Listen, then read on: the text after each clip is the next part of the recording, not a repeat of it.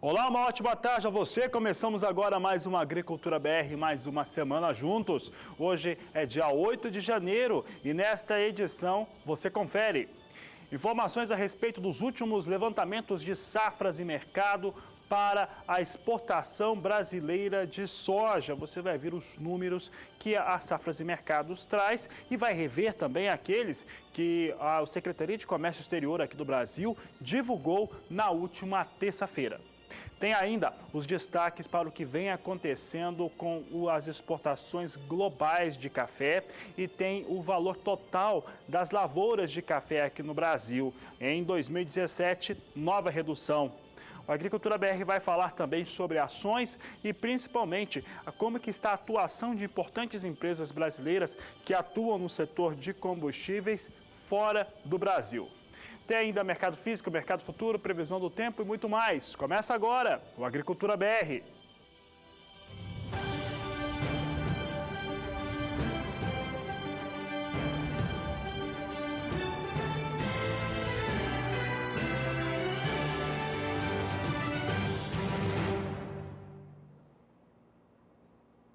A Raízen Combustíveis está prestes a fazer a aquisição de parte da operação da Shell na Argentina. E este é o assunto do quadro Agroações de hoje.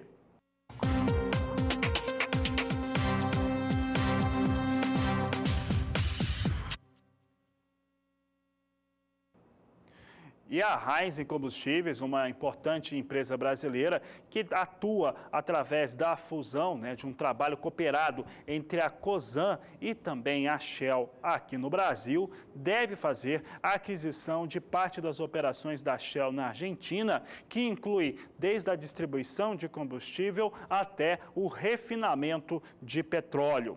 Esse é um passo importante para a Raízen que deve acontecer nos próximos períodos, nas próximas semanas, de acordo com os envolvidos e analistas do setor. É um negócio que torna a operação da Raízen, a partir de agora, a partir do momento em que acontecer, internacional. Então, é um primeiro passo da internacionalização das atividades desta empresa. A operação deve ter um custo de US$1 bilhão.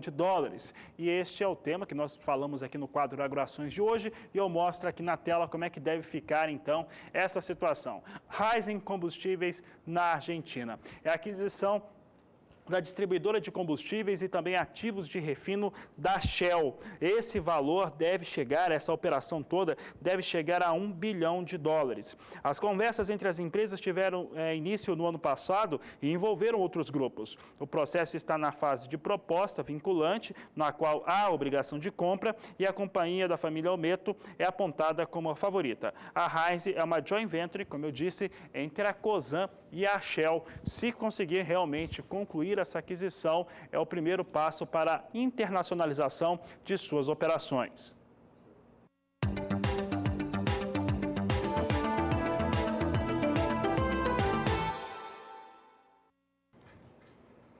Falamos sobre soja agora e, de acordo com Safras e Mercados, as exportações brasileiras da temporada 2017-2018 devem chegar a 68 milhões e 500 mil toneladas, de acordo com o último levantamento que foi divulgado na tarde desta última sexta-feira, 5 de janeiro. Vamos aos números, então, mostrando o que aconteceu de acordo, o que deve acontecer de acordo com essa empresa de consultoria. Temporada 16-17, de acordo com Safras e Mercados, com 66 milhões 750 mil toneladas, pode chegar, segundo essa empresa, a 68 milhões e 500 mil toneladas na temporada 2017-2018. O volume esperado para o atual ciclo foi revisado para cima, trazendo agora para 66 milhões 750 mil toneladas por conta do ritmo acima do esperado nos embarques no final do ano de 2017. Lembrando Lembrando que aqui é considerado o ano safra, portanto,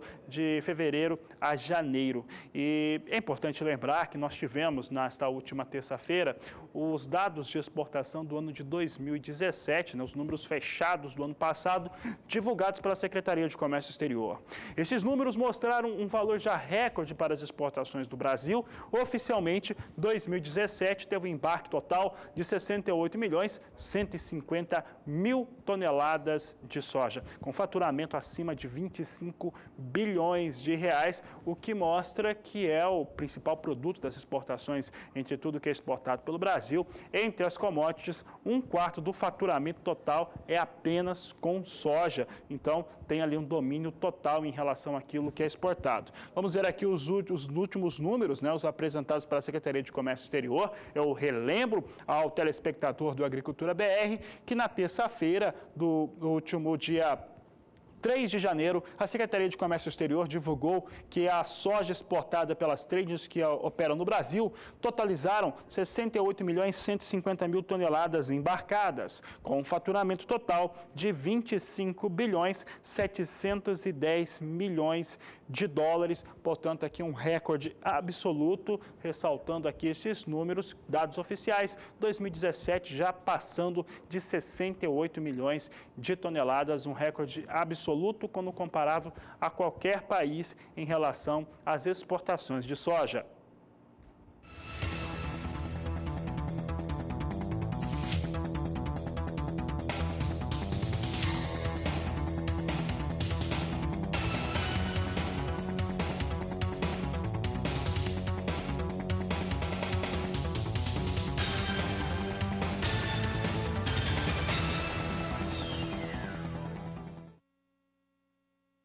Vamos saber de preços agora e preço da soja praticado em alguns dos principais portos brasileiros. Começando pelo Porto de Paranaguá, movimento dos últimos 30 dias em relação aos valores praticados. No dia 8 de dezembro, tinha um valor de R$ 75,50 a saca. No dia 19, R$ 73,00 a saca. 27 de dezembro, R$ 73,50. No dia 4 de janeiro, estava em R$ 71,50, portanto, com queda. Dia 8, recupera-se frente ao dia 4, chegando a R$ 73,50. Ainda assim, os últimos 30 dias têm uma queda de R$ 2,00 ou 2,6% para o Porto de Paranaguá.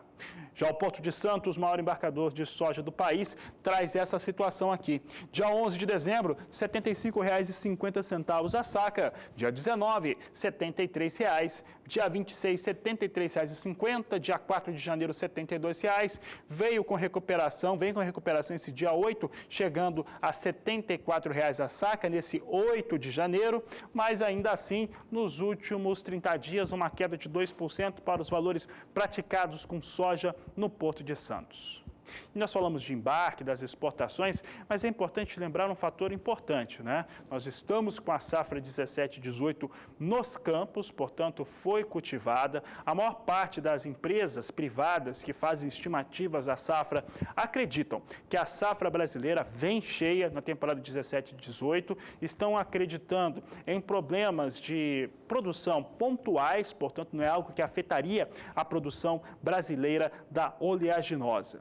Mas alguns estados, em essencial, aqueles que começaram o cultivo mais cedo e também fazendo o cultivo com sementes de soja super precoce, já tem condições de colheita. No estado do Mato Grosso, oficialmente, né, pelo menos para quem cultivou a soja no cedo e com essa variedade de sementes, desde final de semana já teria condições de fazer a colheita. Antes de entrar o programa no ar, eu conversava com o Valdir Pacheco. O Pacheco me falava o seguinte, ó, tá caindo muita chuva, tá difícil o trabalho no campo, tá difícil produzir jornalismo, porque precisa fazer as filmagens, aquela coisa toda, mas está difícil também fazer a colheita da soja por conta da chuva mais intensa. Então, já que boa parte dos produtores, uma parte já considerável, já tem condições de fazer a colheita, a Juliana Rezende fez um estudo agora e vai nos trazer como é que fica esse mapa de chuvas para os próximos dias, para que as máquinas, as colheitadeiras vão realmente ao campo. Boa tarde, Juliana. Olá, boa tarde a todos. Os produtores de soja do estado do Mato Grosso já começam as atividades de colheita, especialmente para aqueles produtores que acabaram se adiantando um pouco mais em relação à instalação das lavouras. Só que as chuvas não vêm dando trégua na região central do Brasil. E por conta disso, por conta dessas instabilidades frequentes e ainda com forte intensidade, o solo já está bastante úmido. Aqui nessas áreas mais claras do mapa, do noroeste do Mato Grosso até aqui a faixa leste, os índices de umidade já ficam em torno de 100%, ou seja, considerados índices de encharcamento. Agora, nos próximos 5 dias, ainda tem previsão de chuva em todo o centro do Brasil. Isso ocorre por conta de instabilidades no alto da atmosfera que ainda seguem organizando um canal de umidade. E essa previsão de chuva se estende para todo o estado do Mato Grosso. Aqui no noroeste, onde as instabilidades ganham mais força, tem previsão de acumulados elevados de até 70 milímetros. Nas demais áreas do estado também tem previsão de chuva, só que o volume é menor. Já durante o período seguinte, entre os dias 14 até o dia 18 de janeiro, as instabilidades seguem bastante abrangentes em grande parte do estado do Mato Grosso. Só que dessa vez não tem previsão de chuva muito expressiva, ou seja, com volumes tão elevados. Na maior parte do estado, o volume de chuva fica em torno de 30 milímetros. E conforme nos aproximamos mais para o final do mês de janeiro, entre o período do dia 19 até o dia 23, segue tendo previsão de chuva no estado do Mato Grosso. Só que a chuva ela começa a perder um pouco mais de intensidade, principalmente do centro à faixa leste do estado do Mato Grosso. Aqui no noroeste é onde a chuva ainda persiste com um pouco mais de intensidade e também com um pouco mais de frequência. Então, ao longo das próximas semanas, as instabilidades começam a se enfraquecer aos poucos até o final do mês de janeiro. Isso favorece, especialmente para os produtores que vão começar as atividades de colheita das lavouras de soja agora ao longo dos próximos períodos. Daqui a pouco eu volto com mais previsão do tempo. Até mais, Juliana. E olha, por aqui, a Agricultura BR segue falando de soja, mas agora falando dos negócios com soja em Chicago. Esse início de semana foi marcado, nessa segunda-feira, está sendo marcada por valores em queda, pequenas quedas, mas vinha na abertura dos negócios em recuo a soja na Bolsa de Chicago.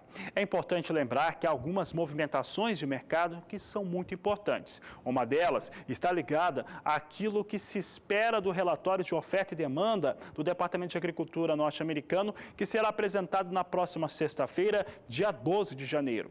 Qual que é a expectativa média em relação a ele?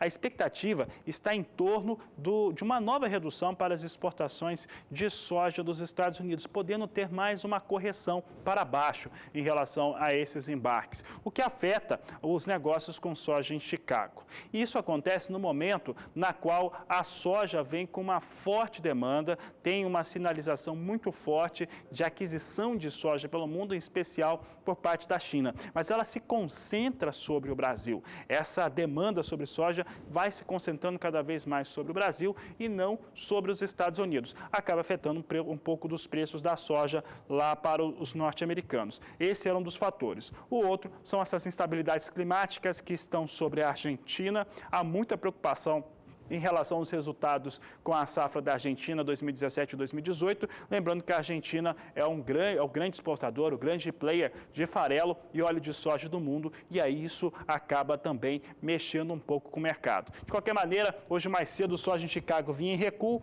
é o que nós temos agora. É uma pequena queda, uma ligeira queda, mas ainda assim perdendo. Vai perdendo em torno de 0,3% os negócios com soja em Chicago, ou vinham até um pouco antes do Agricultura BR entrar no ar. Posição de janeiro negociada com queda de 0,36% a $9,58 o bushel. Março, 9,67, perde 0,30.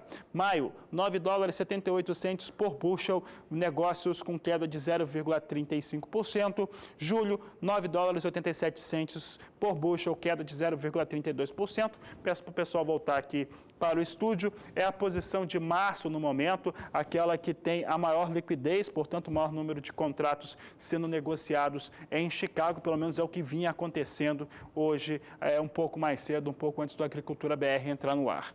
Vamos saber agora de um outro fator que forma preço no Brasil para a soja e também para outros produtos como café, que é o dólar. O dólar hoje totalmente na estabilidade, 0,06% de alta. Isso significa situação estável para a moeda norte-americana no Brasil. Negociado agora R$ 3,23 mais 5 o dólar, portanto, vindo estável em relação ao que acontecia na última sexta-feira. A Agricultura BR vai para o intervalo comercial. Daqui a pouco nós vamos voltar e vamos trazer para você informações importantes a respeito do mercado brasileiro do milho. E ainda hoje você tem vários destaques sobre o café, valor de produção, o tamanho e o custo, o valor, o que rendeu a safra brasileira 2017. Nós vamos para o intervalo e voltamos já.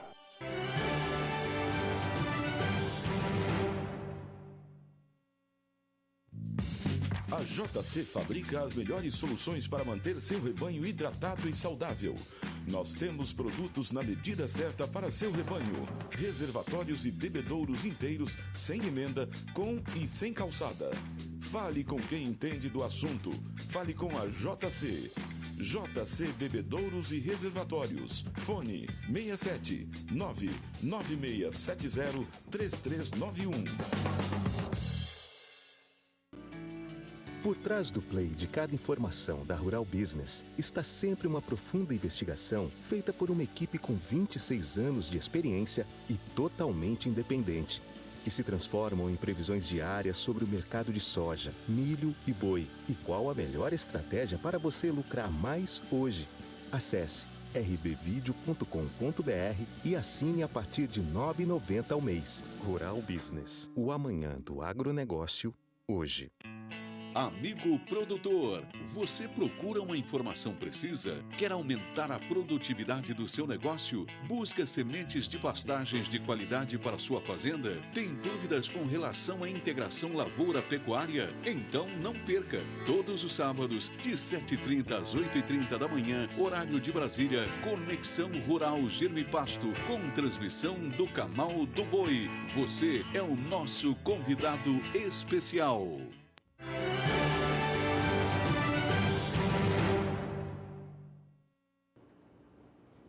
O assunto é milho nesse bloco do Agricultura BR. Começo falando a respeito dos preços praticados em alguns dos principais portos do país, porque milho vem registrando ali alguma alta. É uma certa recuperação frente aos valores bem mais achatados durante o ano de 2017. Veja conosco, começando pelo Porto de Paranaguá, nos últimos 30 dias, tem uma alta de 2,5%.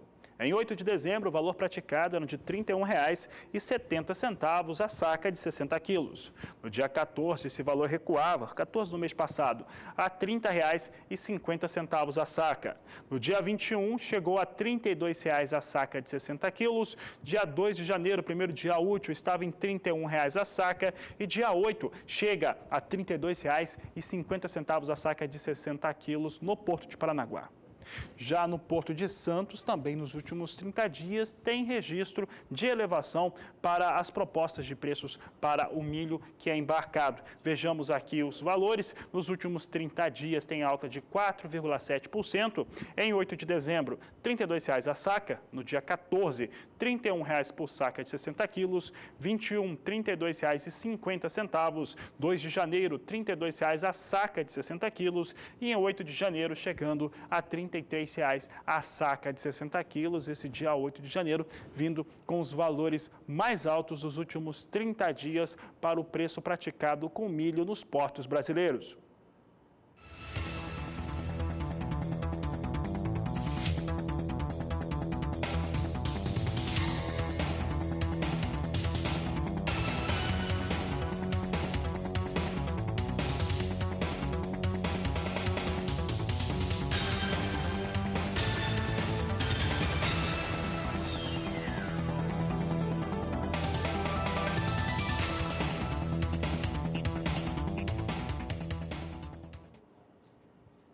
Vamos saber como é que vem os negócios com o milho na Bolsa de Chicago. A Agricultura BR traz em destaque agora os valores neste momento. Nós tínhamos, um pouco antes do Agricultura BR entrar no ar, uma situação de muita estabilidade para os negócios com milho na Bolsa norte-americana. Em março, 3 dólares e 51 centes o bushel, totalmente na estabilidade. Maio, 3,59 o bushel, também bem estável. Posições de julho e setembro na estabilidade, mas com um viés de queda de 0,06%. Julho, a 3 dólares e 67 centes o bushel e setembro 3 dólares e 75 centes o bushel em Chicago. Portanto, Chicago apresentando estabilidade para os negócios com milho.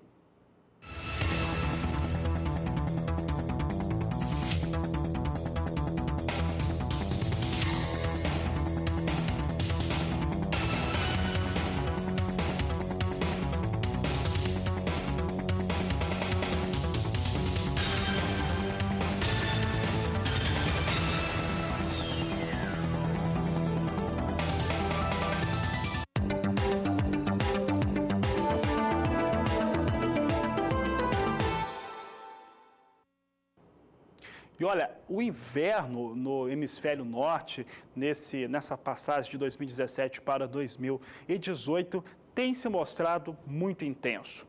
O frio que acontece sobre os Estados Unidos e Canadá, em especial, é o mais intenso dos últimos 50 anos. E claro que isso afeta a população por lá e afeta também outros mecanismos de trabalho e de produção para os norte-americanos e também canadenses. Eu falava na abertura da edição do Agricultura BR algumas circunstâncias relacionadas à soja que faz com que soja, neste momento, tenha uma forte demanda, mas a demanda não é sobre a soja americana, é sobre a soja do Brasil especificamente, que aliás, desde o final do ano passado, nos últimos meses, apresentou uma situação de proposta de compra, de compra mesmo de soja brasileira, bem mais elevada do que vinha acontecendo nos últimos anos, em detrimento em relação à soja norte-americana.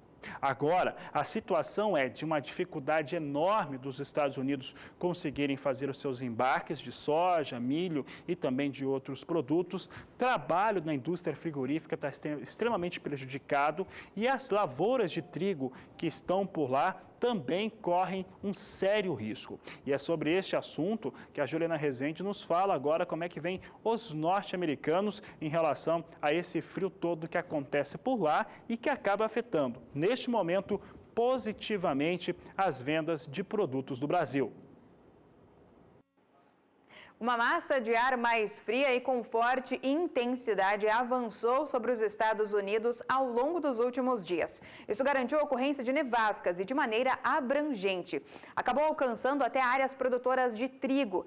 Essas ocorrências também acabaram por influenciar e também atrapalharam bastante o escoamento dos grãos agora no país americano. Ao longo dos próximos 5 dias, a previsão não é de chuva muito abrangente. Pancadas fracas aqui e ficam concentradas principalmente nessa faixa leste dos Estados Unidos. Só que a tendência ainda é de temperaturas baixas. Temperaturas que ficam próximas ainda de 9 graus negativos na maior parte do país americano. Ao longo do período seguinte, as instabilidades agora seguem cada vez mais fracas. São pancadas com volume baixo, em torno de 5 milímetros em apenas 5 dias. E a tendência ainda é de frio extremo, porque as temperaturas seguem baixas, podendo alcançar agora menos 14 graus entre o período do dia 14 e até o dia 18 do mês de janeiro. Então a tendência ainda é de que essas temperaturas sigam mais baixas, podendo ainda interferir, especialmente nas lavouras de trigo dos Estados Unidos.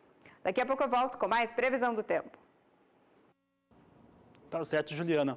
E olha, há bastante tempo nós não mostramos como é que vem o trigo negociado na Bolsa de Chicago. Vamos saber como é que vem as posições neste momento por lá, momento no qual parte da lavoura americana vai sofrendo algumas consequências, Boa parte do agronegócio norte-americano. Olha só, antes do Agricultura BR entrar no ar, nós estávamos com essa situação por lá na Bolsa de Chicago. Posição de março, 0,81% de queda, 4 dólares e 27 centes o bushel. Maio, 4,39, queda de 0,67%. Julho, 4 dólares e 52 centes o bushel, com recuo de 0,65%. E setembro, 4 dólares e 66 centes por bushel, com recuo de 0,63%. Assim vem os negócios com trigo na Bolsa de Chicago. E olha, a questão do trigo está complicada nos Estados Unidos. Imagina a situação do produtor, né? Preço caindo, tem situação de perdas de lavoura, então não está nada fácil. Aqui no Brasil também não. Durante a última semana, nós exibimos algumas reportagens feitas em especial no Rio Grande do Sul, na qual muitos produtores tradicionais de trigo vinham apontando, né, que querem deixar essa cultura, né, optando por outras culturas de inverno por conta da rentabilidade no Brasil. Vamos saber agora como é que vem esses preços praticados no Brasil, começando pelo estado do Paraná, valor do preço do milho melhorador, trigo pão, né, o trigo pão sendo praticado e você acompanha aqui no Agricultura BR. Preço médio, trigo pão melhorador, Paraná, preço por tonelada. No dia 28 de dezembro, eram R$ 673,92 a tonelada. No dia 2 de janeiro, R$ 669,56. 3 de janeiro, R$ 660,92, dia 4, R$ 662,40 e nesse dia 5 de janeiro, a última sexta-feira, R$ 657,39 para o trigo pão melhorador no estado do Paraná. Assim vem a situação por lá, com queda, tá? Acumulado no mês com queda para o trigo pão melhorador no Paraná. O mesmo acontece com o trigo brando lá no estado do Rio Grande do Sul, também vem com recuo no acumulado do mês, é o que você acompanha comigo.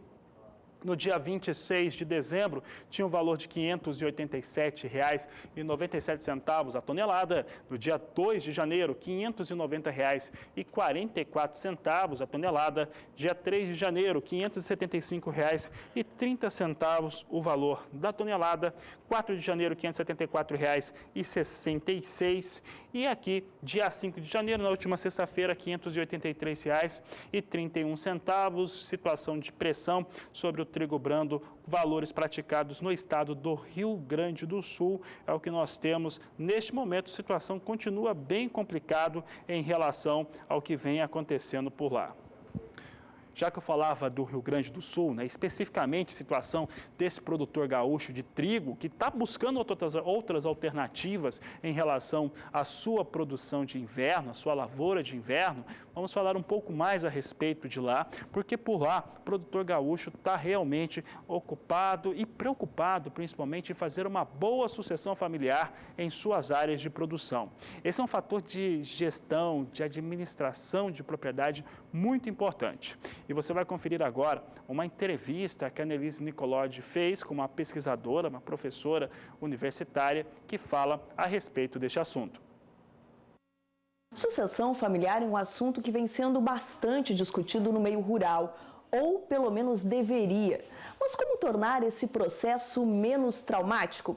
É o que a gente veio conversar com a economista e doutora em desenvolvimento rural, Cláudia Prudêncio de Mera. Cláudia, o que vocês têm acompanhado, especialmente aqui no Rio Grande do Sul, na região noroeste, quando o assunto é sucessão familiar? Bom, Annelise, a gente percebe que durante nossas pesquisas aqui na região do Alto Jacuí, principalmente, quando se fala em desenvolvimento rural, dois assuntos vêm à tona: a gestão ou a falta da gestão da propriedade rural e a sucessão rural, né? Principalmente na agricultura familiar e principalmente também na atividade leiteira. Além das nossas pesquisas que nós temos feitas aqui na região do Alto Jacuí, existe agora também um estudo feito pela Emater, aqui no Rio Grande do Sul, um relatório que foi divulgado agora na metade do ano de 2017, onde em torno de 38,5% dos jovens filhos de agricultores da atividade leiteira no Rio Grande do Sul mostram um desinteresse em continuar na atividade. Isso é muito preocupante para a atividade leiteira, para a agricultura familiar e para o desenvolvimento rural. Mas dentro desse tema, a gente percebe, dentro das pesquisas, conforme você perguntou, a gente percebe aí dois vieses, né? Dois caminhos. De um lado, a gente percebe esse produtor familiar ou não familiar, principalmente esse que tem uma área menor, né? E essa área menor, ele está muito ligada à falta de viabilidade econômica. Então, geralmente são mais de 2 filhos na atividade, né? Uns vão para a cidade e alguns ficam na atividade rural. Então, como não é viável para que todos fiquem, acaba ficando 1 ou 2 sucessores, né, prováveis sucessores. Então, quando isso acontece de nascerem os filhos e virem as noras, acaba ficando só uma família na propriedade rural. Então, essa é uma das questões, a falta de viabilidade por área e a falta de viabilidade por renda, né? E quando a gente fala em viabilidade por renda, também são 2 questões. Por um lado, esse jovem, esse provável sucessor, ele acaba não tendo uma renda mensal, né, como normalmente se tem, né, quem trabalha, e acaba então indo procurar emprego na cidade, na indústria, ganhando um pouco mais de um salário mínimo do que ficar na atividade rural, onde ele ainda precisa pedir dinheiro emprestado para os pais para poder fazer aquilo que ele tem vontade. Então, essa é uma questão. A outra é a própria inviabilidade realmente de recursos financeiros para aquela propriedade que tem uma menor área, uma menor escala, possa distribuir entre os seus filhos, né? Então, acaba havendo um desestímulo aí desses prováveis sucessores de continuar na atividade rural. Então, essa é uma questão.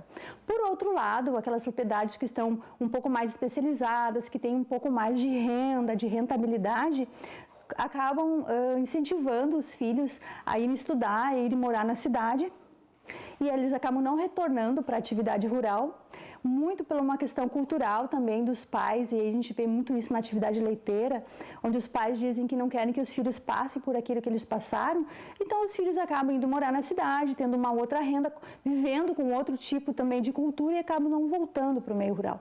Então a gente percebe muito esse problema, tanto na agricultura de maneira geral, mas principalmente na agricultura familiar e de forma mais específica ainda na agricultura produtora de leite. Cláudia, a gente sabe que esse processo de sucessão ele é mais que necessário, mas como mostrar na prática para o agricultor, para o produtor rural que ele precisa fazer isso, que ele precisa planejar essa sucessão? Bom, a gente percebe aí, de novo, durante as pesquisas que a gente fez aqui na região, que existe uma certa preconceito de falar de sucessão. A palavra sucessão, para algumas famílias, está muito relacionado à própria morte dos pais. Então, alguns filhos não querem falar sobre esse assunto e nem os pais querem falar sobre esse assunto porque acabam levando a um tema que não está diretamente relacionado, né, em alguns casos. Então, o que a gente percebe? Em algumas propriedades aqui, até propriedades familiares, a gente viu que eles têm resolvido isso de uma forma de organizar, por exemplo, a gente tem aqui uma propriedade aqui no município de Ceuba, onde a propriedade é familiar, né? Existem 4 filhos, um só ficou na propriedade e os outros 3 moram em outros lugares, né? Nenhum é produtor rural. Então, existe hoje o rapaz e a família, né? Os pais. O que eles fizeram? Eles fizeram holding na propriedade rural. Então, hoje, esse filho, ele consegue trabalhar através da questão do holding que ele fez. Hoje é uma empresa familiar, ele consegue, através dessa questão, ter uma renda, né? E ainda distribuir para os irmãos. Pois é, qual que é a tua dica para essa transição não ser tão traumática? Começar a conversar desde cedo com os filhos, né? Então, não deixar para quando acontece um inventário, né? Para quando os pais ficam numa idade mais avançada ou quando acontece a própria morte dos pais, né? Que isso seja trabalhado desde pequeno, né? Desde criança, né? E que incentive esse filho a ficar na propriedade. A gente sabe que nem todo filho vai querer seguir a profissão do pai. Isso é normal, né? Tanto no meio rural como no meio urbano. Mas para ele ficar na propriedade, ele tem que se sentir parte desse processo, ele tem que ter uma renda. Isso é bem importante, né? Que ele tenha uma renda e principalmente uma renda, tanto uma renda da propriedade em si, né? Do lucro da propriedade que possa ser distribuído com ele, mas também a gente percebe que isso tem que fazer parte da gestão da propriedade rural.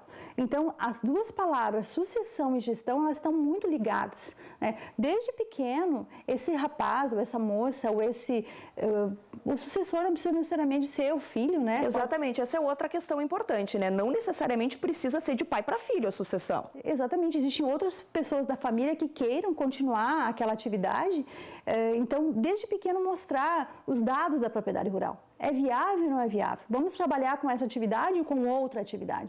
Então, para eu saber se é viável ou não é viável, para eu saber como conseguir renda dentro da propriedade rural, eu preciso fazer a gestão da propriedade rural. Eu preciso saber o mínimo, né, que eu tenho de custo, o que eu tenho de lucro, o que eu tenho de retorno para poder continuar na atividade rural. Nenhum jovem vai querer continuar no meio rural onde ele não tem renda, né? Esse é um dos fatores. Então, uma das dicas que a gente dá, e não é nem dica, é resultado de pesquisa, né? Pelo que a gente já viu aí na região do Alto Jacuí, sem gestão da propriedade rural, dificilmente haverá sucessão. O jovem não quer continuar no meio rural se ele não sabe o quanto que ele ganha e o quanto que ele poderá ganhar e que alternativas ele poderá ter para aquela atividade que naquele momento, porventura, estiver dando prejuízo. Tá, e sucessão familiar é um assunto que é sempre importante para os produtores rurais, em especial aqueles que estão no campo e têm os familiares, né, que podem seguir com as suas ações, com as suas atividades.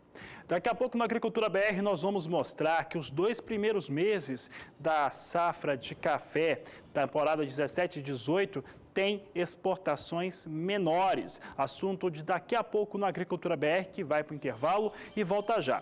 Aproveite que nós vamos para o intervalo comercial e entre em contato conosco. Você pode entrar em contato mandando mensagens pelo Facebook, pelo Twitter e também pelo nosso WhatsApp. O número é 6799656-2266. Voltamos já.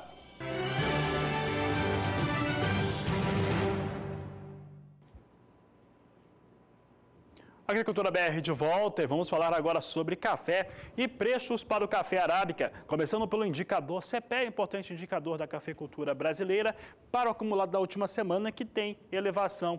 Observe que no dia 28 de dezembro, o valor da saca de café arábica estava em R$ 446,70. A saca no dia 2 de janeiro, primeiro dia útil, negociada a R$ 455,34. No dia 3 de janeiro, recua um pouco, R$ 453,41 a saca. Dia 4, R$ 454,29. E nesse último dia 5 de janeiro, R$ 454,80 pela saca de café. Variação mensal vindo com 1,81% de alta para os negócios com café arábica no país. E a OIC, Organização Internacional do Café, divulgou os dados das exportações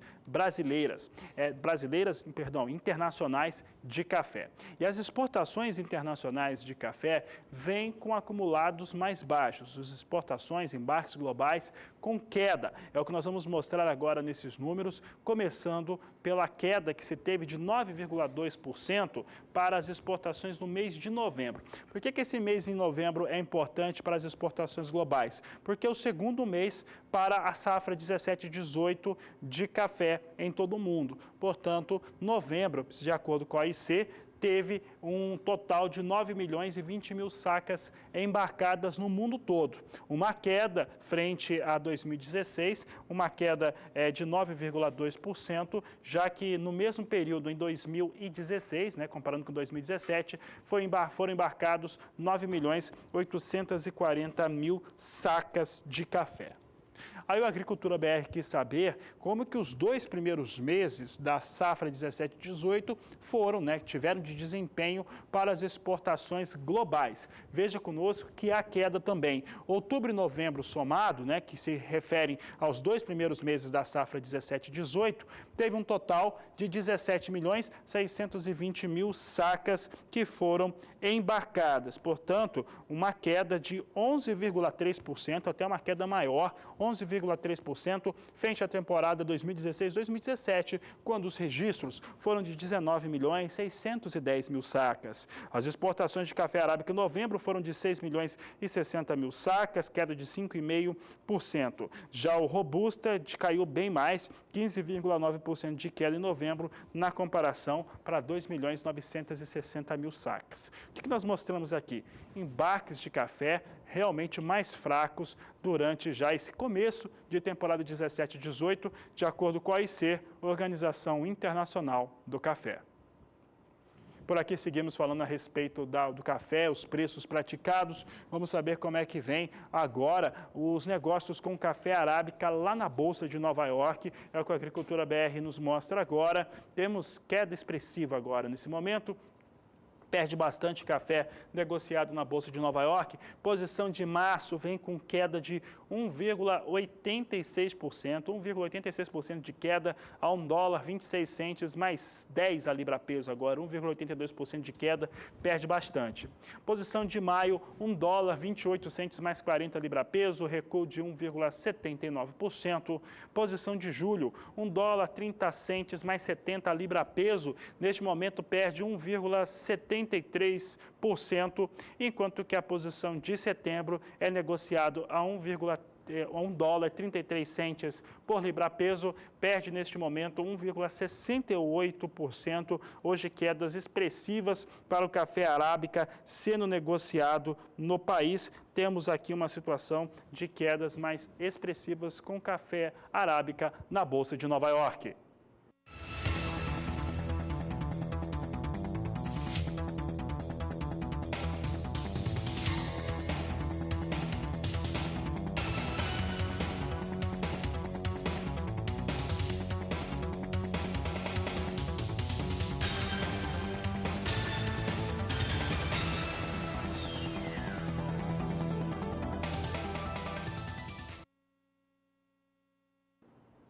E há pouco a Agricultura BR falava a respeito das exportações globais de café na temporada 2017-2018, né? O que acontece com essa safra. Por aqui, nós vamos mostrar que o ano de 2017, falando do Brasil especificamente, com dados da Secretaria de Comércio Exterior, nós vamos revisar esses dados, trazer aquilo que foi apresentado pela Secretaria de Comércio Exterior lá na terça-feira. Você vai ver que realmente tem tido pressões realmente negativas sobre o café que vai sendo embarcados. Há uma redução no volume, há uma redução também em torno daquilo que é faturado com o café exportado pelo Brasil.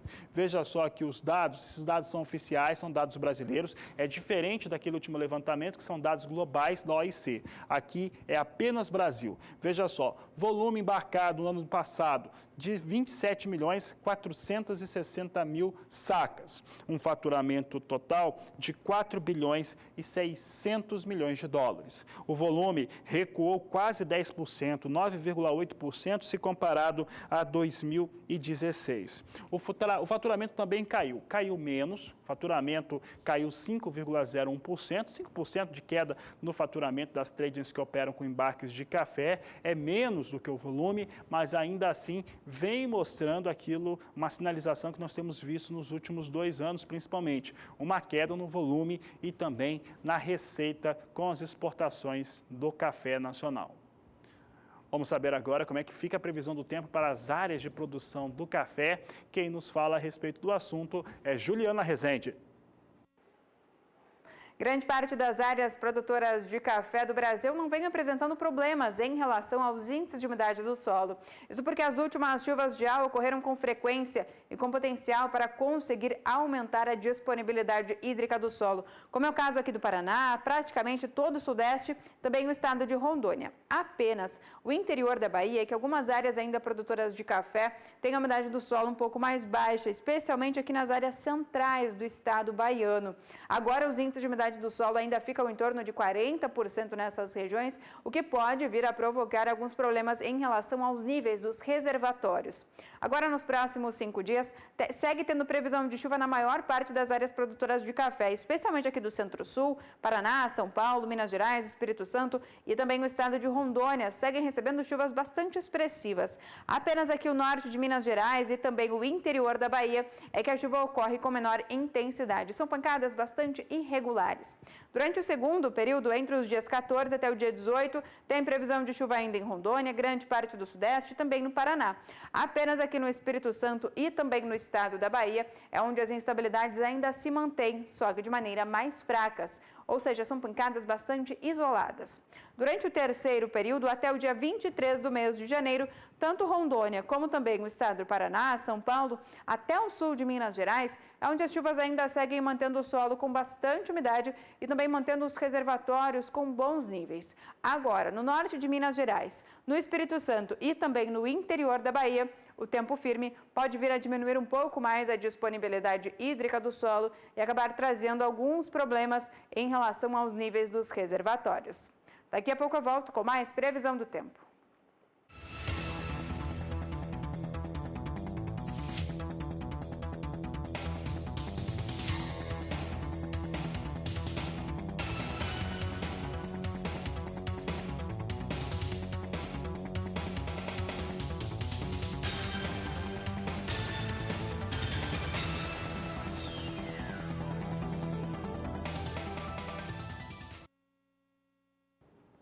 Por aqui, o Agricultura BR segue falando de café. Você viu as cotações do café Conilon no Espírito Santo. Vamos saber agora como é que vem a referência de acordo com o indicador CPEA para o Conilon no país. Referência é o estado do Espírito Santo. Aqui o café Conilon tipo 6, peneira 13 acima. Nós temos essas classificações, é sempre importante para que o produtor em casa fique atento a elas. No dia 28 de dezembro, R$ 356,02 a saca. Dia 2 de janeiro, R$ 355,24. Dia 3, R$ 355,85. Dia 4 de janeiro, R$ 355,15 a saca do Conilon tipo 6, peneira 13. E dia 5, a última sexta-feira, fechou a semana com R$ 354,35 a saca do Conilon, na referência do estado do Espírito Santo. Você acompanha aqui os números no Agricultura BR. Seguimos falando a respeito de café Conilon, do Robusta, claro, referência para o Conilon aqui no Brasil, negociado lá na Bolsa de Londres. Então você vê comigo aqui os preços para o Robusta, vindo com registro de nova queda. Vem agora as posições pouco acima, está pouco acima de $1.700 a tonelada. Posição de janeiro negociada a $1.730 a tonelada, uma queda de 0,97%. Março de 2018, $1.706 a tonelada, com queda de 1,04%. Maio, $1.713 a tonelada, com recuo de 1,03%. Julho, $1.750 a tonelada, com queda de 0,84%. Assim vem os negócios com café Robusta em Londres, é queda para o preço internacional.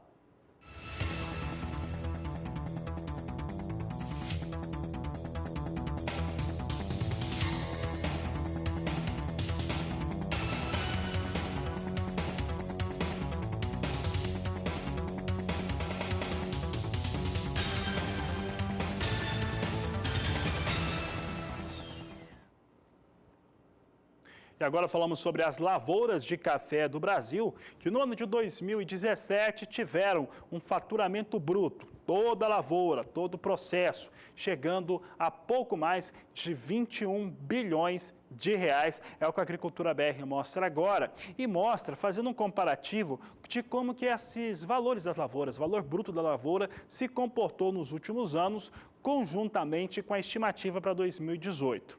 E o fato é que o Ministério da Agricultura e também a Embrapa esperam que neste ano, 2018, feche com um valor bruto das lavouras de café mais baixos do que de 2017. Vamos aos dados então. Nós mostramos aqui na tela o que aconteceu com essa receita das lavouras de café no Brasil, aqui em bilhões de reais. Em 2014, essa receita com as lavouras de café totalizaram 20 bilhões 680 milhões de reais. Em 2015 vem em linha praticamente na estabilidade com 20 bilhões 610 milhões de reais. 2016 atingiu o melhor valor, chegando a 24 bilhões 590 milhões de reais a receita total das lavouras de café do Brasil.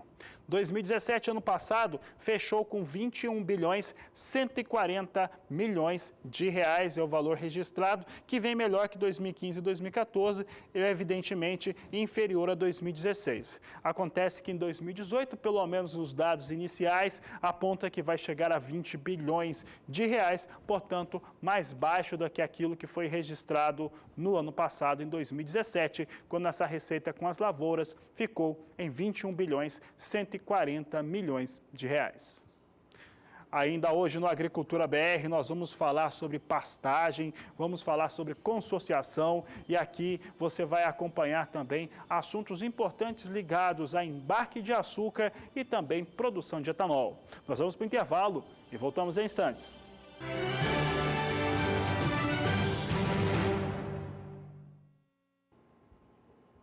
O assunto agora é pastagem híbrida e como que as pesquisas mais recentes da Embrapa, sempre teve, mas as pesquisas mais recentes têm elaborado variedades que ajudam muito e acabam sendo incluídas de uma forma muito favorável no processo de integração lavoura-pecuária. Para falar a respeito deste assunto, o nosso amigo, nosso colega João Pedro Cuti Dias foi até a Embrapa Gado de Corte e conversou com alguns pesquisadores a respeito dessas variedades. Após centenas de cruzamentos, surgem os materiais que são os mais promissores. Eles estão aqui no campo. Doutora, posso considerar que esses materiais serão os cultivares do futuro? Espero que sim. Aqui nós temos nesse campo vários híbridos que são frutos de cruzamentos realizados aqui na Embrapa Gado de Corte. Então já tem um melhoramento genético em cima deles. Esses híbridos, eles estão em avaliação com repetições, tal, e depois da seleção deles, eles serão plantados em ensaios regionais. Então, no caso, eles vão ser plantados de 6 a 8 unidades da Embrapa pelo Brasil afora. E resultado disso, então, é que a gente seleciona então, os melhores para avaliação sob pastejo e, se der tudo certo, aí sim eles são lançados no mercado. Uma curiosidade, hoje no Brasil inteiro se fala muito em integração, lavoura, pecuária e floresta. Tem pânicos que poderiam ser incluídos nesse processo? Então, aqui nesse campo nós temos vários híbridos que são filhos, cujos pais são materiais de porte médio para baixo, com folhas assim bem compactas, que são muito úteis na integração. São materiais que não foram lançados, né? Então não estão disponíveis para os pecuaristas, mas a gente está melhorando esses materiais visando justamente o uso na integração lavoura-pecuária. Bom, estamos falando sobre futuro de plantas e futuro de gente, que se comenta. Então, para o futuro, né? Aliás, para o presente, já visando o futuro, nós temos já conosco há 3 anos um agrônomo, o Matheus Santos, que está com a gente trabalhando na linha de melhoramento de pânico máximo. Bom, aqui o Matheus do meu lado.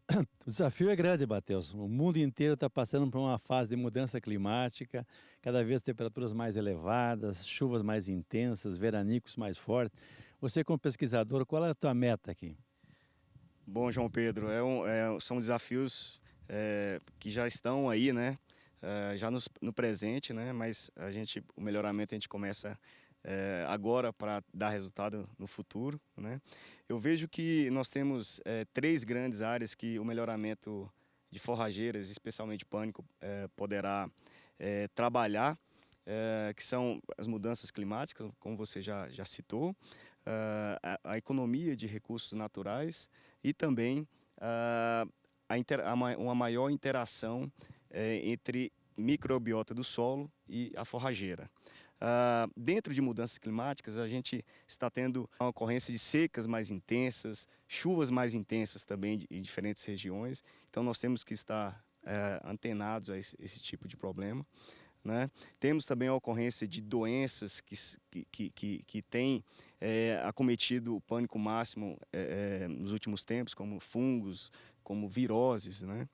No campo do uso eficiente dos recursos naturais, eu creio que o pânico, como espécie muito exigente, a gente tem que estar procurando cultivares que tenham a melhor resposta, né, adubação fosfatada, em adubação nitrogenada, né, e a interação com micro-organismos a gente vê com a área de um potencial incrível, a simbiose entre as raízes do pânico com micro-organismos do solo, né, e também a fixação biológica por nitrogênio. Então, acho que são 3 grandes áreas que a gente precisa ter bastante atenção para o futuro.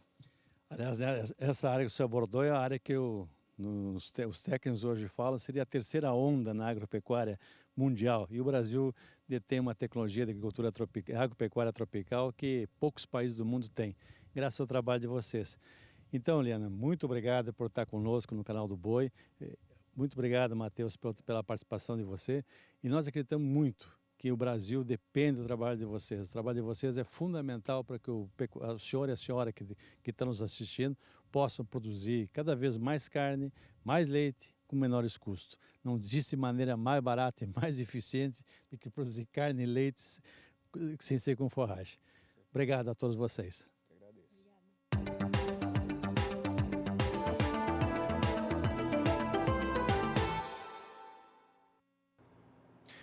E o total de navios que estão chegando ou que já estão atracados nos portos brasileiros para embarcarem com açúcar estão totalizando apenas 16 embarcações, de acordo com a agência marítima Williams. Esse é um número baixo, mostra uma situação na qual se tem no início do ano, quando não se tem um volume de açúcar tão forte assim para fazer as exportações.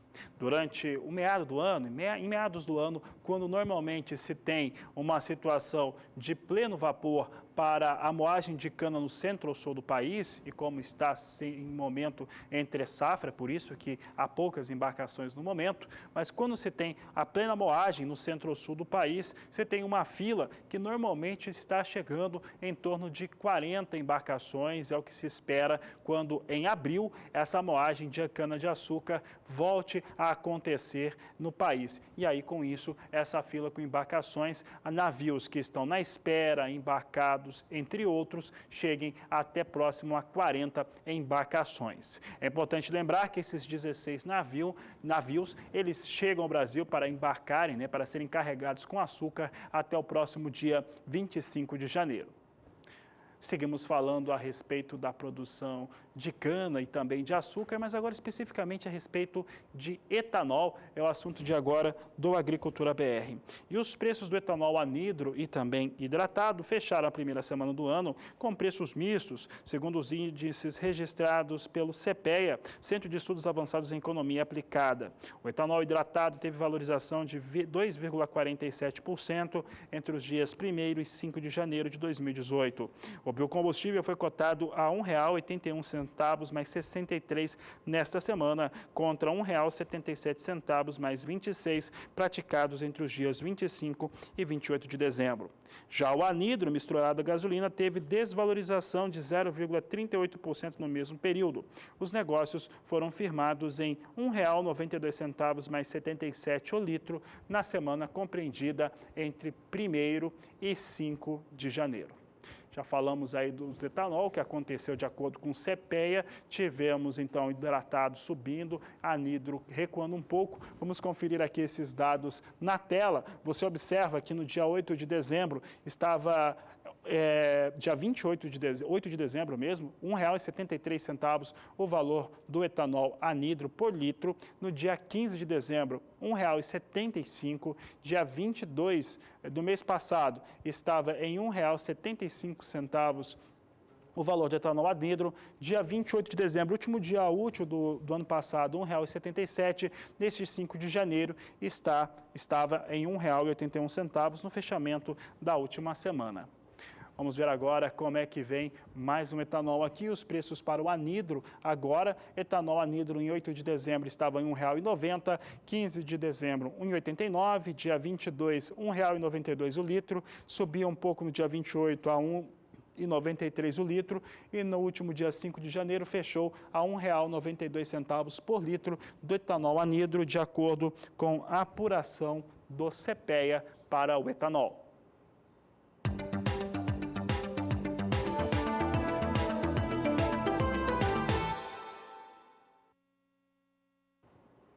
Trazemos em destaque agora uma definição importante do Ministério da Agricultura, Pecuária e Abastecimento em relação à produção da fruticultura brasileira. O objetivo do Plano Nacional de Desenvolvimento da Fruticultura é melhorar a qualidade de produção, consumo interno e exportações. A expectativa é de que o Brasil dobre a produção em 5 anos e aumente em pelo menos 50% o volume de exportação em 2 anos. O país ocupa a 23ª posição no ranking mundial de exportações de frutas, de acordo com a Associação Brasileira de Produtores e Exportadores de Frutas e Derivados, parceira na elaboração do plano. A área cultivada de frutas no Brasil supera 2 milhões de hectares. O setor da fruticultura é considerado prioritário no governo, tendo em vista o potencial exportador. O Brasil é o terceiro maior produtor mundial nesse segmento, depois da China e da Índia, mas exporta apenas 2,5% do que produz. Vamos ver agora os principais fatores de como que esse Plano Nacional da Fruticultura foi elaborado. É o que você acompanha comigo agora na tela. Você tem aqui comigo o Plano Nacional de Desenvolvimento da Fruticultura, governança de toda a cadeia produtiva, pesquisa, desenvolvimento e inovação, sistema de produção, defesa vegetal, marketing e também comercialização. Mudando a tela, nós vamos observar aqui outros fatores desses tópicos do Plano Nacional: gestão da qualidade, crédito e sistemas de mitigação de risco, legislação, infraestrutura e logística, esse é um problema sério no Brasil em todas as áreas, processamento e industrialização. Participaram do plano associações de produtores e também outros interessados nessa composição com o Ministério da Agricultura, Pecuária e Abastecimento.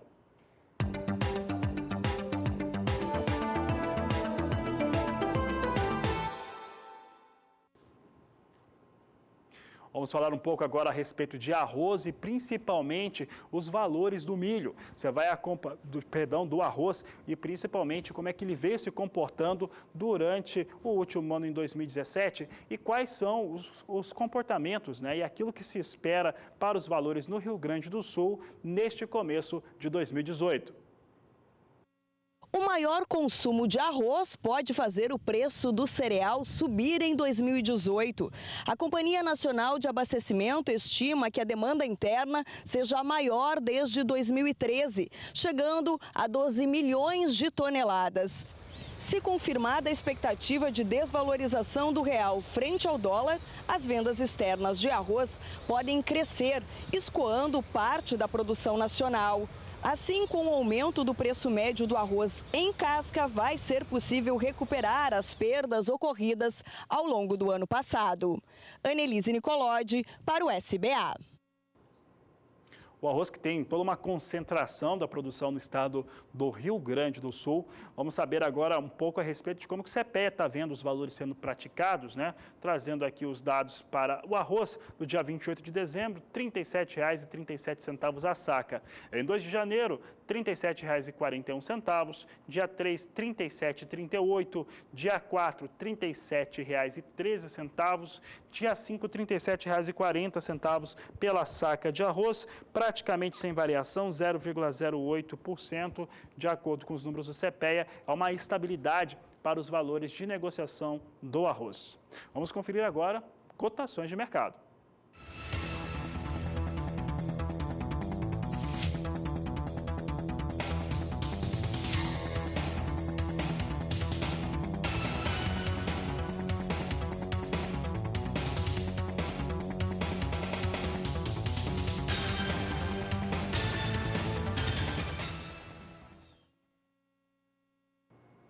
Daqui a pouco no Agricultura BR tem a participação do telespectador, tem a sua participação aqui no nosso programa. Nós vamos para o intervalo e você que quer participar também pode fazer isso. Mande a sua mensagem por e-mail, por Facebook, por Twitter e também pelo WhatsApp. O número é 67996562266.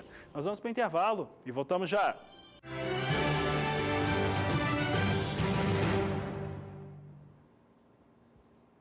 A Agricultura BR traz agora a participação do público aqui no programa conosco. E antes de falar do quadro de agora, quero aproveitar e mandar um abraço para o Cleiton Paulo, ele que mandou mensagem agora e está dizendo, né, está comentando aqui as informações a respeito do levantamento de safras e mercados. Trouxemos safras e mercados hoje na abertura do programa, falando um pouco a respeito das previsões para a temporada 17-18, comparativo com a 16-17 também. Obrigado, Cleiton, pela sua participação. O pessoal que está participando, principalmente pelo Facebook e pelo Twitter, é muito interessante você colocar a cidade e estado da onde você está falando.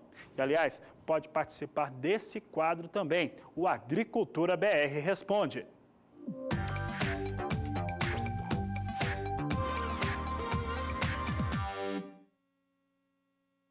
A Agricultura BR Responde, que traz a participação do público de todo o país. Vamos saber quem que está participando conosco hoje do quadro. Nós temos a participação de Eudilson de Macedo, de Campo Alegre de Lourdes, no estado da Bahia. Ele gostaria de saber a previsão do tempo para a sua cidade. Campo Alegre é o estado da Bahia participando conosco. Quem responde é Juliana Rezende. Respondendo à dúvida do telespectador Edilson Macedo, da região de Campo Alegre de Lourdes, ali no norte da Bahia, que quer saber como é que ficam as chuvas agora e o tempo ao longo dos próximos dias. Bom, a disponibilidade hídrica do solo, especialmente ali no norte da Bahia, segue mais baixa. por conta também das instabilidades que ocorrem de maneira mais fracas e escassas. O tempo mais firme é que acaba predominando nessa região e a disponibilidade hídrica segue baixa, com índices em torno de 30% a 20% nessas regiões. Agora, ao longo dos próximos 5 dias, tem previsão de chuva abrangente na região, só que não vai ser uma chuva muito forte. Essas instabilidades acabam sendo influenciadas pelos ventos no alto da atmosfera e essa circulação dos ventos acaba favorecendo as instabilidades mais fortes aqui entre o Maranhão e Piauí e acaba inibindo a formação de instabilidades mais fortes no norte da Bahia. Então, mesmo que tenha previsão de chuva ali no norte da Bahia, são pancadas mais fracas, com volume baixo, em torno de 15 milímetros em apenas 5 dias. Durante a segunda semana, entre o dia 14 até o dia 18, essa condição de chuva aqui no norte da Bahia ainda deve persistir, só que as instabilidades acabam perdendo cada vez mais intensidade. O volume agora é extremamente baixo, 5 milímetros para 5 dias, ou seja, são pancadas bastante isoladas que ocorrem intercaladas com dias de tempo mais seco. E essa tendência de diminuição da chuva deve ocorrer conforme nos aproximamos do final do mês de janeiro. Até o dia 23 tem previsão de chuva fraca aqui no norte da Bahia, ou seja, ainda tem dias de tempo mais seco e pancadas devem ocorrer ainda que de maneira de fraca intensidade. Hoje eu encerro por aqui a minha participação. Até mais! Até mais, Juliana Rezende, você viu a participação dela, respondendo ao telespectador do estado da Bahia. Você pode participar também, mande o seu questionamento sobre clima. O pessoal gosta muito de perguntar sobre clima, é o pessoal que está com lavoura no campo, está fazendo planejamento de lavoura, pode mandar o seu questionamento, mande também sobre mercado, sobre técnica agrícola, porque este é o quadro Agricultura BR Responde.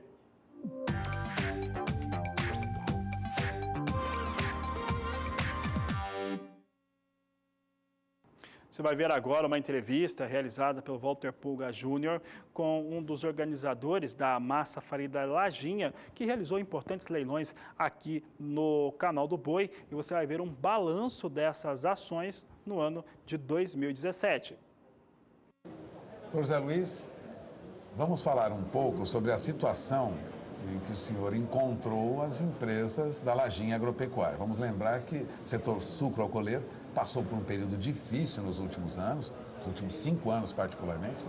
Isso trouxe alguns grupos do setor de usina de açúcar e álcool em dificuldades. É o caso da Lajinha? Exatamente, foi o que ocorreu com o grupo da Lajinha. São 5 usinas e ela foi vítima dessa crise do setor sucroalcooleiro, que já vem se arrastando por vários anos e que culminou na falência. Conhecido o Grupo João Lira, exatamente, lá em Alagoas. O do Grupo João Lira, de Alagoas, e é mais um exemplo da dificuldade que o setor sucroalcooleiro vem passando. Existem hoje no Brasil, acho que mais de 50 usinas em recuperação judicial e muitos chegaram à falência. E esse foi um caso e que na verdade, agora começa a se resolver. Depois de muito tempo, né? Vamos lembrar que, em 2008, o Grupo João Lira, né, que administrava, né, a Lajinha Agropecuária, ensaiou uma recuperação judicial. Mas isso ocorreu lá em 2008. Em 2014, veio a falência. Exatamente. De lá para cá, quase nada ocorreu, muito pouco se fez com a Lajinha Agropecuária? O caso da Lajinha é um caso bastante emblemático dos processos de insolvência brasileiros. É uma falência grande que, por uma série de razões, não estava avançando como se esperava. Uma vez até que, por ter um patrimônio muito bom, e por alguma razão, por várias razões, ela não estava tendo o desempenho que se esperava de um caso desse. Em dezembro de 2016, entraram 9 juízes no processo.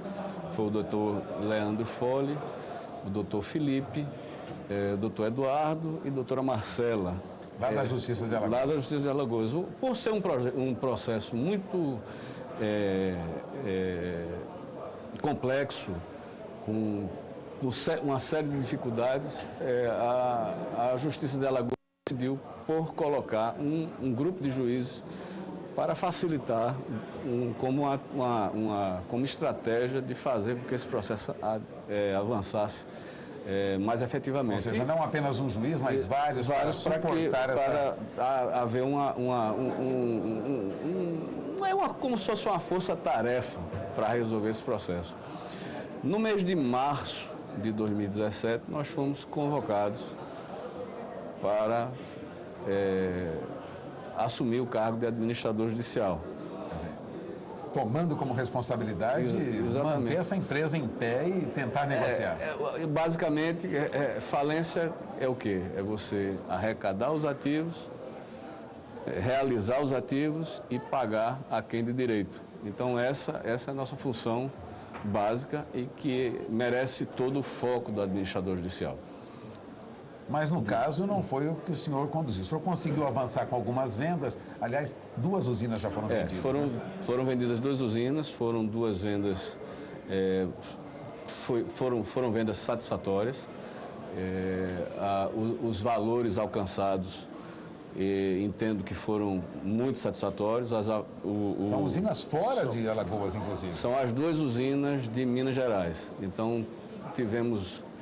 Uma vendeu por 206 milhões, a usina Vale do Paranaíba, e a usina Trialco foi vendida por 133 milhões. As vendas, os arrematantes já realizaram o depósito do sinal, então foi... já tem uma arrecadação para honrar as dívidas que restaram da Lajinha. Já tem recursos para, no momento correto, começar o pagamento. Já é alguma coisa. Não, já é muito. Eu acho que em pouco tempo o senhor conseguiu muita coisa, né? Nós estamos muito felizes com tudo isso que aconteceu. Até pelo fato de nós termos conseguido fazer com que esse processo voltasse a andar, quer dizer, começasse realmente a ter passos efetivos no sentido de arrecadar, de realizar os ativos para pagar as pessoas. E outro ponto também que me deixa muito satisfeito, até como economista, é o caso de você ver a pujança do setor do agronegócio. Então, está ocorrendo uma reação. Quando você vê a crise que o Brasil tem passado, né, nesses últimos anos, né, nós tivemos a pior crise da história do país, num momento que se abre uma perspectiva de crescimento outra vez, você vê empresas chegando e comprando ativos de valores consideráveis, né? Então, como essas duas usinas. Então, isso deixa a gente muito feliz. Para 8 meses é muita coisa, para 8 meses de trabalho. O senhor está há pouco tempo lá. Exatamente, eu acho que... a Força-Tarefa da Justiça... A Força-Tarefa da Justiça é um esforço muito grande da nossa parte de...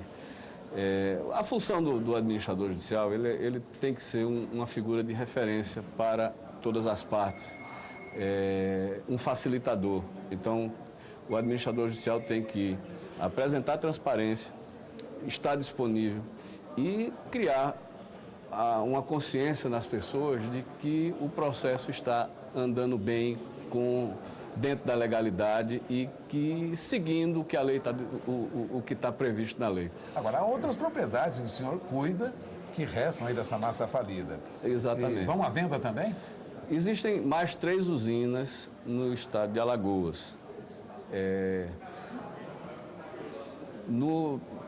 Devido a essa questão de toda essa crise que vem passando o setor, e especialmente também o estado de Alagoas, que passou por um problema o setor sucroalcooleiro de Alagoas está com uma crise muito, muito séria, e também questões de seca, tem um conjunto de fatores que não tem sido bom para o setor. Então, a princípio, nessas usinas não houveram interesse comercial para a venda. Essas 3 usinas, elas foram, num primeiro momento, uma já está arrendada, uma cooperativa que está andando bem, tem outra que está em processo de arrendamento, está ultimando essa questão do arrendamento, E a Lajinha, a empresa, a usina que tem o nome, não tem, no momento não está havendo nenhuma, não apareceu nenhuma alternativa ainda para esse ativo. A verdade, o que resolve falência é venda, certo? Agora, quando a venda não existe, você pode optar por um arrendamento que ele tem também a função de manter os ativos, de guardar, manter o patrimônio, ele está conservando o patrimônio e também gerando a finalidade social, econômica da usina. A gente também tem essa preocupação que uma usina nessas comunidades, nesses lugares onde elas estão sediadas, ela tem um peso social muito grande. Elas são muito, principalmente no estado de Alagoas, o setor sucroalcooleiro é muito forte. Então, como não existiu venda num primeiro momento, optou-se para manter funcionando. Evidentemente, em algum momento, essas usinas terão que ser vendidas também, porque é este o objetivo da falência, é arrecadar todo o ativo e pagar a quem de direito. E quem adquirir, tocar o negócio para frente. Que poderá ser adquirido, inclusive, pelas pessoas que estão lá arrendando. Então, isso é um ponto muito claro para todas as partes. Até porque quem arrendou já conhece detalhes do mercado, da situação da empresa, sabe avaliar o potencial. Exatamente. Então, a perspectiva é, mais cedo ou mais tarde, essas propriedades terão que ser vendidas. Perfeitamente. Para fechar essa falência. Esse é o objetivo da falência, é arrecadar todos os ativos e realizar. Agora, um administrador judicial, quando vai manter o patrimônio e tem essa responsabilidade que o senhor assumiu agora, quer dizer, tem a questão social, o patrimônio tem que ser preservado, a empresa tem que andar de um modo ou de outro. Senão se desvaloriza e se perde ao longo do tempo. Perfeitamente. A perspectiva agora, com essa possibilidade de retomada econômica, é um pouco melhor do que já foi no passado? Com certeza. Tanto é pelo grande sucesso do leilão que foi realizado agora. Das duas primeiras usinas. Então, isso mostra que mostra vigor. Além a despeito da crise que ainda é presente, é muito real, você vê que já tem algum vigor na economia e eu acredito que isso será... Traz boa esperança, que será muito positivo para esses outros ativos que estão faltando. Você acaba de ouvir o Dr. José Luiz Lindoso, responsável pela massa falida, administrador judicial da massa falida de Lajinha Agropecuária, do Grupo João Lira, com usinas ainda caminhando para a venda lá em Alagoas. Perfeito. Por enquanto, ainda arrendamento, mas a perspectiva é de mais cedo ou mais tarde teremos a venda dessas usinas. Perfeito, exatamente. Bom, agradeço a presença do Dr. José Luiz Lindoso aqui conosco. Vamos encerrando esta entrevista. Voltamos ao programa.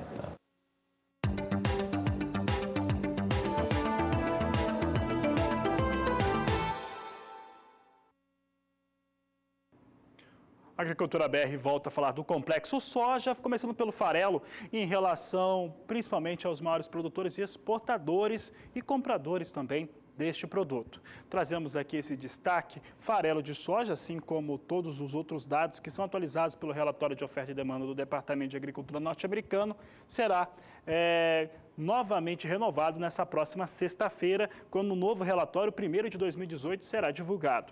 Olha só, total entre os maiores produtores de farelo de soja do mundo vem somando 236.970.000 toneladas, de acordo com o Departamento de Agricultura norte-americano.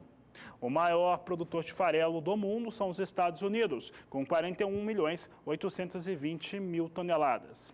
A Argentina é o segundo, com 34.420.000 toneladas. E o Brasil, o terceiro, com 32.500.000 toneladas, aqui trazendo em destaque os principais produtores do mundo. Agora vamos ver quais são os maiores compradores desta produção internacional. Portanto, são os maiores importadores de farelo do planeta. Você tem aqui comigo a União Europeia, que vem com 19 milhões e 200 mil toneladas de estimativa, né, para a importação na temporada 17 e 18, e o Sudoeste da Ásia com 16 milhões 730 mil toneladas que devem ser produzidas de acordo com o departamento, que devem ser importadas pelo Departamento de Agricultura norte-americano. Em relação aos maiores exportadores, aquela lista com os três, né, Estados Unidos, Argentina e Brasil, tem uma alteração. É o que você confere aqui conosco. Farelo de soja em relação aos maiores exportadores, total 67 milhões 250 mil toneladas. A Argentina, que é o segundo maior produtor de farelo do mundo, é o maior exportador, é o dobro do Brasil, que é o segundo. A Argentina exporta 31 milhões e 200 mil toneladas de farelo. Brasil, 15 milhões 250 mil toneladas, e os Estados Unidos, que são os maiores produtores de farelo, são o terceiro maior exportador individual do mundo, com 11 milhões e 70 mil toneladas de farelo de soja a serem exportados para a estimativa 17 e 18 do Departamento de Agricultura norte-americano, que traz também a expectativa de um embarque total global de 67 milhões 250 mil toneladas de farelo de soja na temporada 2017-2018. Importante lembrar que na sexta-feira os dados do Departamento norte-americano para o relatório de oferta e demanda serão atualizados. Há uma expectativa geral em relação, talvez, a uma nova redução nas estimativas de exportação de soja dos Estados Unidos, que já foram reduzidas em dezembro e devem ser reduzidas também agora nesse mês de janeiro de 2018. Vamos aos números agora da soja em Chicago. Nós temos mercado ao vivo para a soja e ele vem em queda. A posição de janeiro vem a 9 dólares e 55 cents o bushel, com queda de 0,67%. Março a 9 dólares e 63 cents o bushel, recuo de 0,74%. Maio, 9 dólares e 74 cents o bushel, recuo de 0,73%. E queda de 0,70% na posição de julho a 9 dólares e 84 cents por bushel. São os negócios neste momento com soja em Chicago apresentando queda, uma queda bem maior do que aquela que nós conferimos quando abríamos o Agricultura BR de hoje. Vamos saber agora como é que vem o dólar comercial. Dólar comercial em queda agora, vem consolidando queda de 0,15% a R$ 3,22 mais 9 neste momento para a moeda norte-americana no Brasil. Com essas informações, essa edição do Agricultura BR fica por aqui. Eu lembro que voltamos às 17 horas e 20 minutos, porque você já sabe, este é o Agricultura BR, a inteligência, a transparência do agronegócio, sempre com você. A todos uma ótima tarde e até lá!